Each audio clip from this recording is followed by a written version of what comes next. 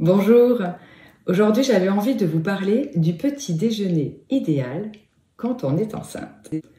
Alors déjà je vais me présenter, je suis Angélique, accompagnante à la naissance depuis une dizaine d'années et j'ai eu mon fils à la maison. Je voulais vous parler du petit déjeuner car c'est un repas qui est vraiment très important et surtout quand on est enceinte parce que le fœtus a besoin de glucose. Donc il est important de ne pas louper ce repas, sinon le fœtus va en manquer et ce n'est pas bon pour son développement. Également quand on est enceinte, on a besoin de 3 fois plus de fer. Donc si déjà vous ne mangez pas beaucoup de viande rouge, vous savez qu'on peut le trouver également dans l'alimentation végétale. Alors les épinards, c'est pas là où il y en a le plus, contrairement à ce que l'on pense, mais aussi beaucoup dans les lentilles, dans la spiruline. Donc ça c'est bien, vous pouvez en mettre dans votre petit déjeuner. Et également après, vous pouvez prendre un complément alimentaire que vous pouvez trouver dans des parapharmacies ou des magasins bio. De quoi doit être composé ce petit déjeuner? Alors, il est important qu'il soit accompagné d'une protéine. Alors la protéine, vous pouvez, si vous aimez bien après les petits déjeuners salés, vous pouvez aussi changer.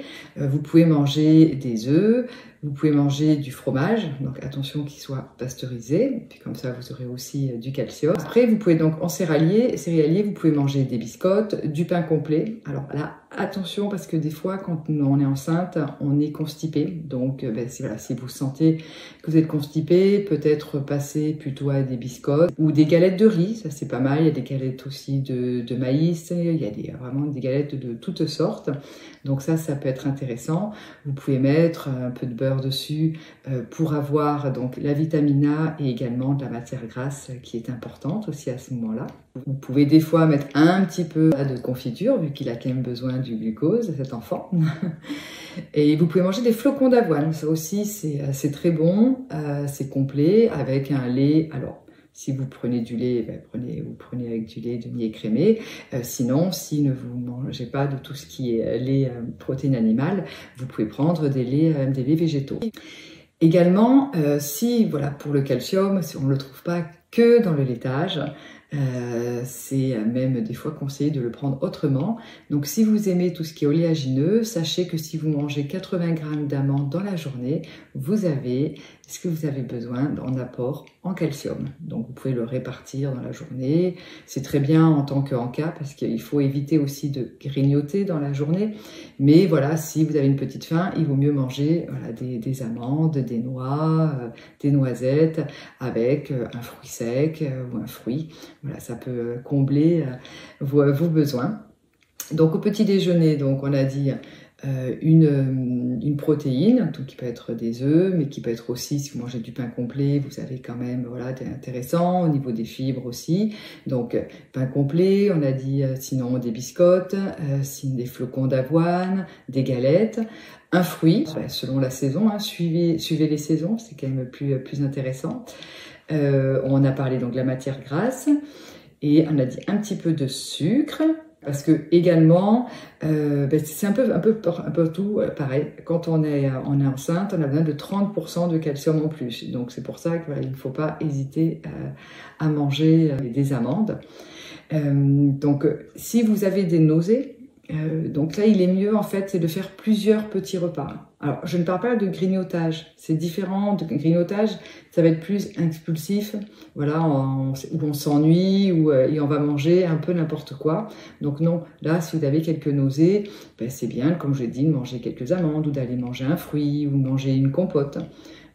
Certaines femmes enceintes aussi, moi ça a été le cas, j'ai eu une période où j'avais un goût dans la bouche désagréable et donc dès le réveil, c'était vraiment dès le réveil et donc je mangeais une petite compote et là ça passait souvent. Il faut aussi vous écouter, voir comment ça se passe. Évitez dans les petits déjeuners tout ce qui va être viennoiserie, voilà, c'est beaucoup de gras et souvent en fait au bout de quelques temps, 1 heure, vous avez faim, donc c'est pas très conseillé.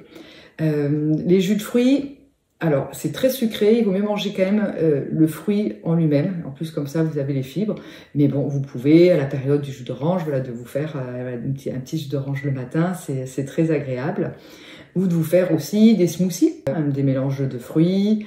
Si vous avez un extracteur de jus, très bien aussi, parce que là, le fait d'enlever les fibres, même s'il en faut dans la journée, là, ça va en fait augmenter les vitamines qu'il y a dans les fruits, donc ça va vraiment optimiser, et vu qu'il faut encore plus de vitamines aussi quand on est enceinte, c'est très intéressant. Des smoothies, vous pouvez les faire aussi avec des laits végétaux, si vous aimez, ça change, et puis on peut mettre de la spiruline dedans, comme je vous ai dit, on peut mettre des épices, ça peut être de la cannelle, ça peut être du gingembre. Faites-vous plaisir, vraiment, que ça soit le petit déjeuner, on se lève, d'avoir une belle table avec des couleurs, c'est bien, puis ça permet aussi déjà à bébé, puisque en fait les goûts vont aussi dans le liquide amniotique, d'apporter les goûts sucrés, des goûts salés, des goûts plus amers. Il s'habitue également.